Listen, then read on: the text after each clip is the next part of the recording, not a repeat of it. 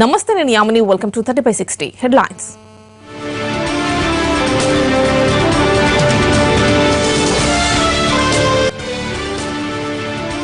అన్నా డీఎంకేలో పట్టు బిగిస్తోన్న శశికళ రేపు శాసనసభాపక్ష నేతగా ఎన్నికయ్యే chance. Aam Aadmi party SA తీవ్ర ఆరోపణలు చేసిన కేంద్ర మంత్రి హర్సిమ్రత్ కౌర్. కిమ్స్ లో కోలుకుంటున్న దాసరి పరామర్శిస్తున్న సినీ రాజకీయ ప్రముఖులు. ట్రావెల్ బ్యాన్ పై ట్రంప్ కు ఎదురు దెబ్బ, స్టే విధించిన కోర్టు.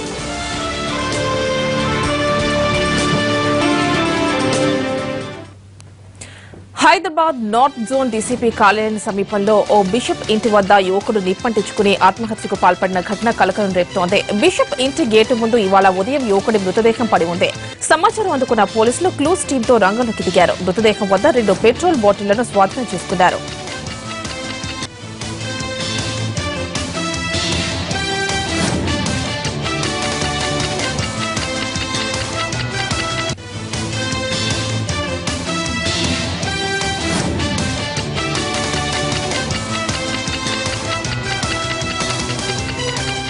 ఈ ఘటనకు సంబంధించి కొన్ని సీసీటీవీ విజువల్స్ బయటకు వచ్చాయి. సికింద్రాబాద్ సరోజినీదేవి రోడ్ లో ఓ పెట్రోల్ బంక్ వద్ద తెల్లవారుజామున 5 గంటలకు ఆ వ్యక్తి పెట్రోల్ కొన్నాడు. ఆ తర్వాత మంటల్లో కాలుతోన్న ఘటన సీసీటీవీలో రికార్డ్ అయింది. అయితే ఆత్మహత్యకు పాల్పడ్డా లేకపోతే హత్య చేశారా అనే విషయం సస్పెన్స్ గా మారింది. దీనిపై మరింత సమాచారం మా ప్రతినిధి రాధాకృష్ణ అందిస్తారు. Over to Radhakrishna.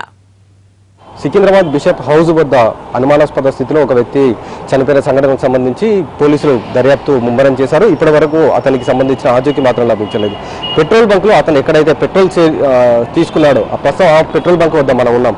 ఇదే పెట్రోల్ బంక్ లో ఉదయం 5:46 ప్రాంతంలో అతను బాటిల్లో ఇక్కడే సేకరించిన ఒక వాటర్ బాటిల్లో అతను తీసుకొని వెళ్ళినట్లు సీసీ కెమెరాలో రికార్డు కూడా కావడం జరిగింది. గోపాలపురం పోలీసులు ప్రస్తుతం హార్డ్ డిస్క్ కూడా స్వాధీనం చేసుకోవడం జరిగింది. ప్రస్తుతం పెట్రోల్ బంక్ లో ఆ టైంలో ఎవరెవరు ఉన్నారు, అసలు పెట్రోల్ బంక్ సంబంధించి ఏమేమి జరుగుతుంది ఒకసారి మనము అడిగి తెలుసుకుందాం. ఒకసారి ప్రస్తుతం లోపలికి వస్తే ఇక్కడ ఈ సీసీ కెమెరాకు సంబంధించిన రికార్డులు మొత్తం కూడా ఈ సిస్టమ్ కూడా రికార్డు కావడం జరిగింది. అయితే పోలీసులు ప్రస్తుతం వాటిని స్వాధీనం చేసుకోవడం జరిగింది. అతను ఎన్నిటికి వచ్చారు, ఎన్నిటికి వెళ్ళారు అనేది చాలా స్పష్టంగా రికార్డు కావడం జరిగింది. మనం ఇక్కడ చూస్తే చాలా స్పష్టంగా తెలుస్తుంది మనకు.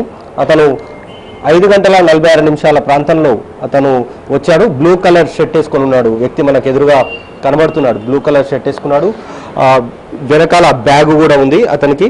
అతను ఆ బ్యాగు, బ్లూ కలర్ షర్టు, తర్వాత చేతిలో బాటిల్ ఆ పెట్రోల్ బంక్ సిబ్బంది దగ్గరికి వచ్చాడు. తన బైకు ఎదురుగా ఖరాబ్ అయిపోయింది. తనకు పెట్రోల్ కావాలంటూ కూడా పెట్రోల్ బంక్ సిబ్బందిని కోరడం జరిగింది. వెంటనే వాళ్ళు బాటిల్లో పెట్రోల్ పోసి ఇవ్వడం జరిగింది.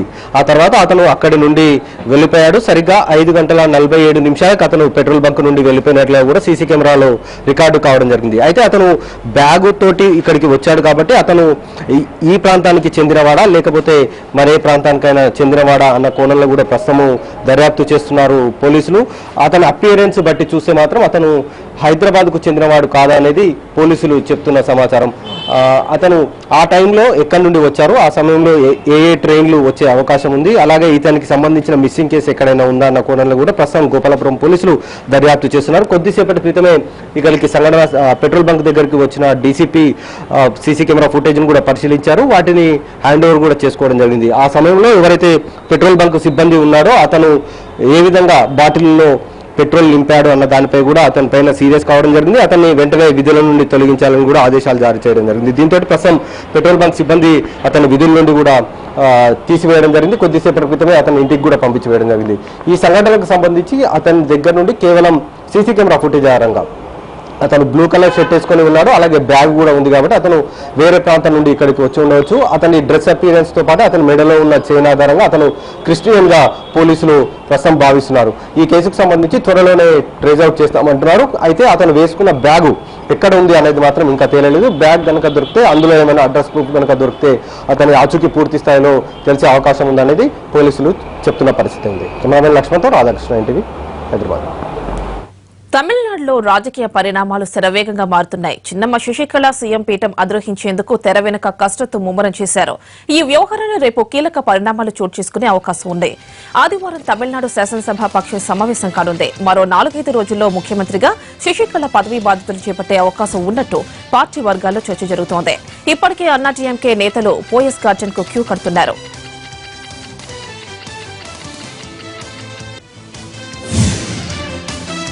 మరోవైపు తన వ్యతిరేక వర్గాన్ని జయ సన్నిహితులుగా పేరు తెచ్చుకున్న ఐఏఎస్ అధికారులను ఇంటికి పంపిస్తూ రూట్ క్లియర్ చేసుకుంటున్నారు చిన్నమ్మ. ఇందులో భాగంగా జయలలిత నమ్మిన బంటుల్లా పేరొందిన మాజీ ఐఏఎస్ అధికారిని షీలా బాలకృష్ణన్ రాజీనామాకు ఆమోదం తెలిపింది అన్నాడీఎంకే ప్రభుత్వం. నిజానికి షీలా బాలకృష్ణన్ పదవీ కాలం మార్చి 31తో ముగియనుంది. అయితే అంతకు ముందే ఆమె పదవికి రాజీనామా చేశారు. ఆమె రాజీనామాను సీఎం పన్నీర్సెల్వం ఆమోదించారు. జయ చనిపోయిన వెంటనే అప్పటి సీఎస్ రామ్మోహన్ రావు ఇంటిపై ఐటీ దాడులు జరిగాయి. వెంటనే ఆయన్ను పక్కన పెట్టేశారు. జయలలిత హయాంలో సీఎం కార్యదర్శులుగా పనిచేసిన కేఎన్ వెంకటరామన్, ఏ రామలింగం లాంటి వ్యక్తులను సీఎంఓ కార్యాలయం పక్కకు తప్పించింది. మొత్తం మీద సీఎం పీఠం అధిరోహించేందుకు గ్రౌండ్ ప్రిపేర్ చేసుకుంటున్న శశికళ పాలనా వ్యవహారాల్లోనూ తన మార్కుండేలా చూసుకుంటున్నారు.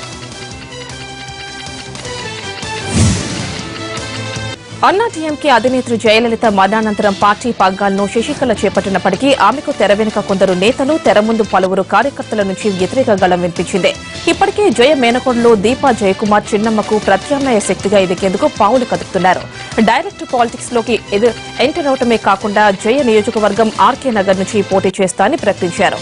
ఒకవేళ శశికళ అక్కడి నుంచి పోటీ చేస్తే బరిలో నిలబడి ఆమెను ఓడిస్తానని శపథం కూడా చేశారు. ఈ పరిస్థితుల్లో ఆచితూచి అడుగు వేస్తున్న చిన్నమ్మ పార్టీ ప్రభుత్వ కార్యకలాపాల్లో తనకు ఎదురు లేకుండా చూసుకునేందుకు అన్ని ప్రయత్నాలు చేస్తోంది. ఇప్పటికే ఆమె 23 మంది సీనియర్ నేతలను పార్టీ పదవుల్లో నియమించారు. శశికళ త్వరలో జిల్లా స్థాయిలో కూడా పార్టీని ప్రక్షాళన చేయాలని భావిస్తున్నారు. పార్టీ పదవుల ద్వారా కొందరిని బుజ్జగించేందుకు రంగం సిద్దం చేస్తున్నారని, ఇందుకు సంబంధించిన ప్రకటన త్వరలో విడుదల కానుందని తెలుస్తోంది. గోవాలో పోలింగ్ ప్రశాంతంగా కొనసాగుతోంది. రికార్డు స్థాయిలో ఓటింగ్ నమోదవుతోంది. ఓవరాల్ గా ఇప్పటివరకు 40% పోలింగ్ నమోదైంది. పోలింగ్ కేంద్రాల వద్ద భారీగా ఓటర్లు బారులు తీరారు. కేంద్ర రక్షణ మంత్రి పారికర్, ముఖ్యమంత్రి లక్ష్మీకాంత్ పర్సేకర్ సహా పలువురు ప్రముఖులు తమ ఓటు హక్కును వినియోగించుకున్నారు.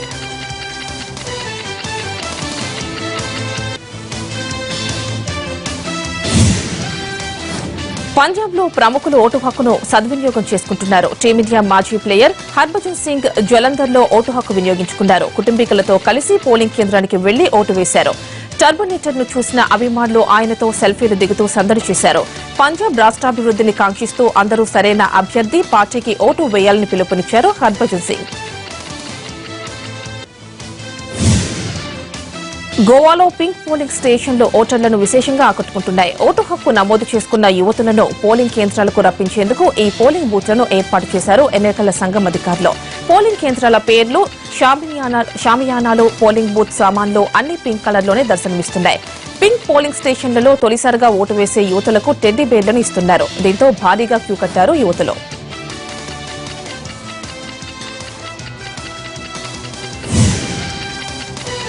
అనారోగ్యంతో సికింద్రాబాద్ కిమ్స్ ఆసుపత్రిలో చేరిన దాసరి ఆరోగ్యం కుదుట పడుతోంది. డయాలసిస్ అవసరం లేకుండానే చికిత్సలు నిర్వహిస్తున్నారు వైద్యులు.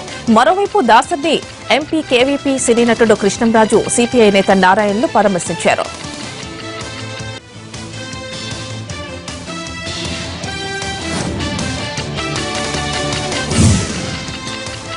అంతకుముందు కిమ్స్ ఆసుపత్రిలో దాసరి నారాయణరావును పరామర్శించారు సినీ నటుడు హరికృష్ణ. ఆయన ఆరోగ్య పరిస్థితి గురించి డాక్టర్లను అడిగి తెలుసుకున్నారు. దాసరి త్వరగా కోలుకుంటున్నారని, గండం నుంచి బయటపడ్డారన్నారు హరికృష్ణ.